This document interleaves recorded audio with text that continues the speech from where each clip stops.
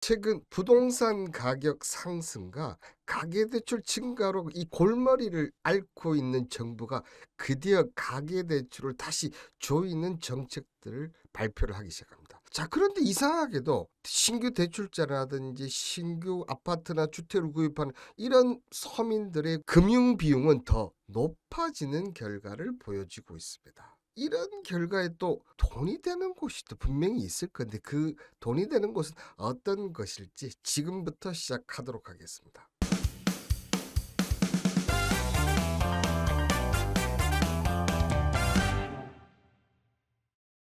자, 정부가 가계대출 증가에 제동을 걸기 위해서 여러분들 아시죠? 스트레스 총부채 원리금 상환 비율 2단계를 연기를 했었는데, 자, 이거를 다음 달부터 시행을 하겠다. 자, 이렇게 밝혔습니다. 자, 이렇게 되면서 신규 주담대를 받으려는 금융 소비자들의 세법이 복잡해지는데요. 여기에 5대 시중은행은 변동형 주담대 금리가 연 4.56에서 6.67%로 집계되었으며, 이는 은행거리 주담대 금리를 본격적으로 올리기 전인 3.67과 6.62%와 비교하면 하단이 0.89%, 상단이 0.05%. 뭐 어쨌든 무슨 얘기입니까?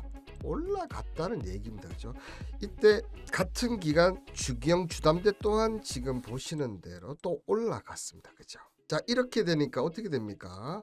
자, 은행이 주담대 문턱을 높이자 풍선 효과로 어디가 올라갑니까? 신용대출. 여러분들은 아시다시피 은행에서 주담대가 높습니까? 아니면 신용대출이 높습니까? 신용대출이 높을 수밖에 없겠죠, 그죠? 자, 그런데 이 신용대출이 보시는 대로 여러분들 이렇게, 그죠?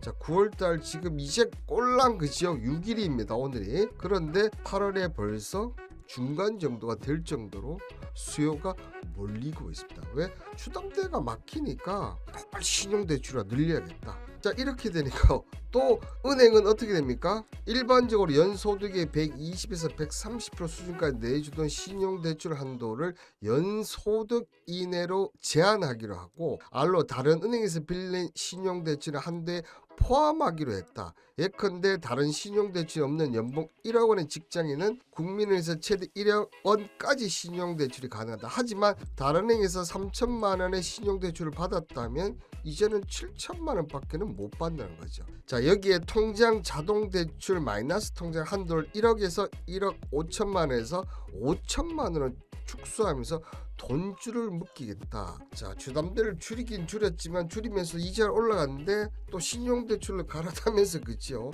연소득 제한하는데 또 이자는 그러면 어떻게 됩니까? 또 올라가게 돼 있어요. 또.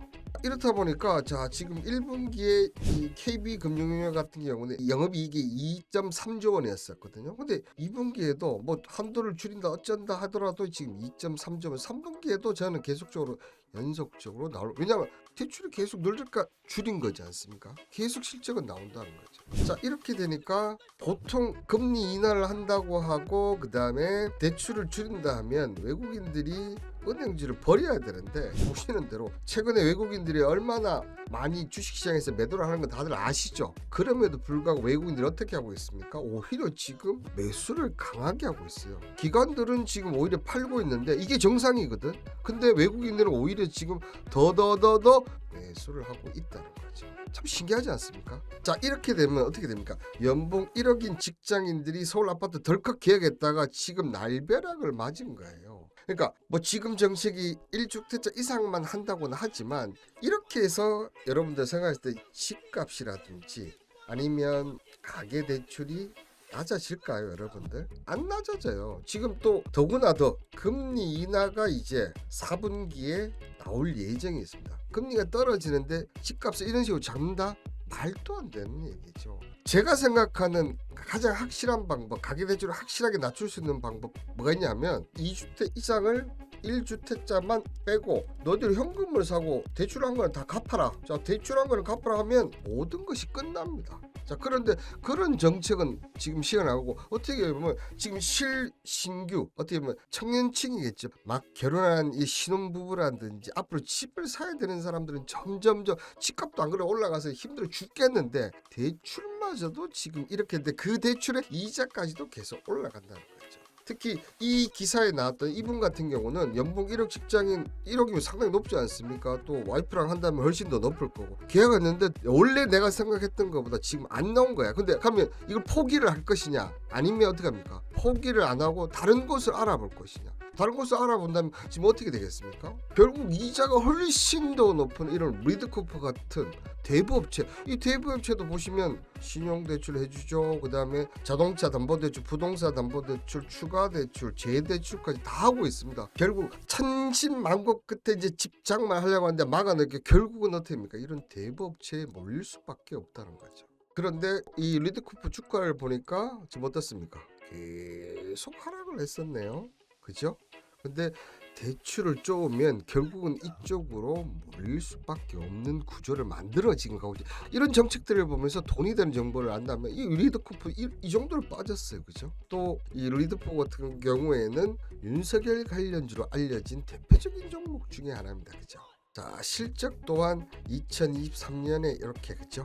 적자가 났다가 지금 올해 적자가 나기 시작하는데 계속 주가는 내려왔다. 근데 이 정부가 가계대출을 줄이고 있다. 이런 대부업체 돈이 몰리겠죠.